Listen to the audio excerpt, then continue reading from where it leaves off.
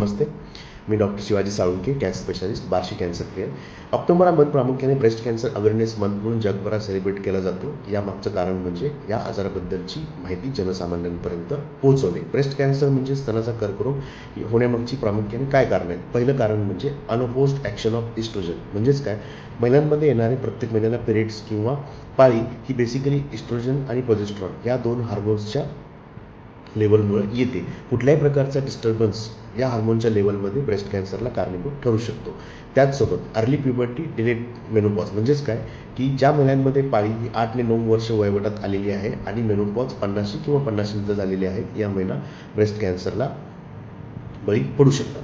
त्याचसोबत sedentary lifestyle म्हणजे काय, दैनंदिन दिनचर्येमध्ये व्यायामाचा अभाव, जेवणामध्ये अल्ट्रा पॅक प्रोसेस फूडचा इंटेक जास्त, त्याचसोबत प्लास्टिकचा अतिरिक्त वापर. प्लास्टिकमध्ये असणारे थॅलेट्स, BSA, पेट्रोसॉल सारखे केमिकल्स जे इस्ट्रोजनच्या ॲक्शनला मिमिक करतात आणि ब्रेस्ट कॅन्सरला कारणीभूत ठरू शकतात. अर्बन पॉप्युलेशनमध्ये महिलांमध्ये वाढता अल्कोहोल आणि स्मोकिंगचं प्रमाण हेही ब्रेस्ट कॅन्सरला कारणीभूत ठरू शकतो.